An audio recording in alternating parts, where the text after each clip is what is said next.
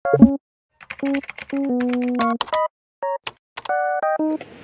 everyone, welcome back to my channel. So today's video is going to be an unboxing of a Korean skincare from Toriden. So without further ado, let's start. Sobrang excited ako ma-receive to, and finally, nandito na siya. So, i-open ko lang muna siya. O-M. Wait lang, ayaw pa. Sobrang excited ako. First time ko kasi itong matatry. So, ayun yung naman ng box. So, lagay ko kaya siya dito para makita niyo. Wait lang. There. Much better. So, meron pa siyang mga kaganito. Gusto lang natin. So, ano bang unahin ko? Ito na lang. Ito talaga yung nakita ko sa internet. Itong Toriden Balance Full Toner Pad. Dito talaga ako nahumaling. Na love at first sight.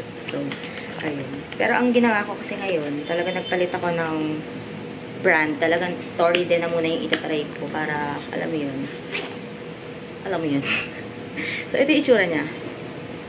Feeling ko kasi, mas makukuha ko yung pinaka-effect niya kung lahat Toriden na balance full. Pero kasi silang dalawang nito, variant. Yung dive in, yung color blue, tas itong balance full. So, ayan. Yung itsura niya, guys. OMG. How cute! So, let's open it. Ayan, naka-sealed pa siya. Tapos, meron siya ditong mini tweezer na pangkuha dun sa product. Oops. I'm so excited to try this. OMG. First time ko makakatry kasi ng toner pads. OMG. So, next is itong Toriden Balance Full Cleansing Gel. Ang laki pala nito, 200 ml. Hindi ko siya napansin. Pero, nagandahan kasi ako sa It's a gel type of cleanser. OMG. Excited na ako. Meron din siyang lock. Ayan. So, pwede rin naman siyang gamitin. Parang hindi siya safe. Wala siya ditong lock. So, parang hindi siya pwedeng pang travel. OMG. So, ayan. Okay lang naman. Maganda siya. Maganda ng feels niya. Basta, it doesn't feel cheap at all. Kasi hindi naman siya cheap. Like, medyo pricey rin talaga itong isang buong set na to. For me, na hindi naman mayaman. So, last but not the least na nandito sa box is naka-separate siya ng packaging. So, open natin. So, ito is yung Toriden. Ano ba yan? Toriden Balance Full Serum. Ayan siya. So, open na natin siya. Meron siyang 50 ml. Well, this one naman, meron siyang 180 ml, yung toner pad.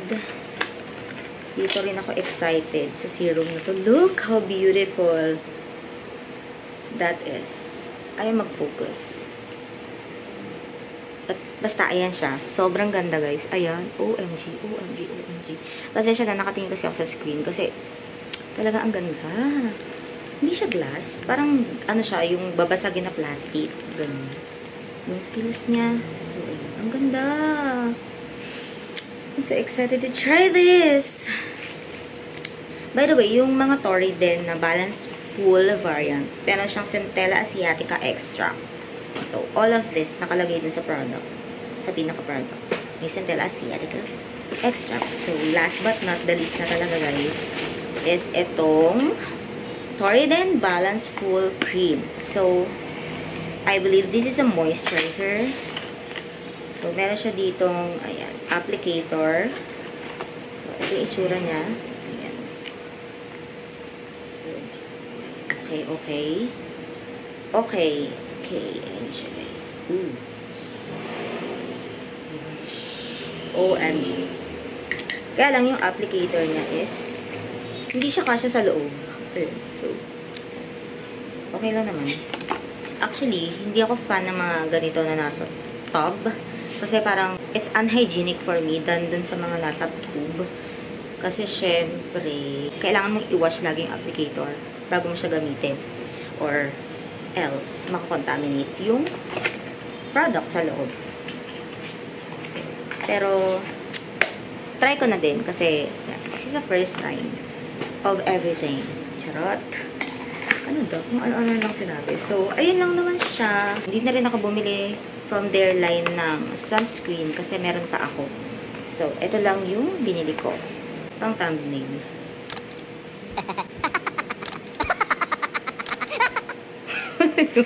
So, that is it for today's video. I hope you guys enjoy. Please like this video if you did. Subscribe to my channel if you haven't yet. And I will see you on my next one. Bye!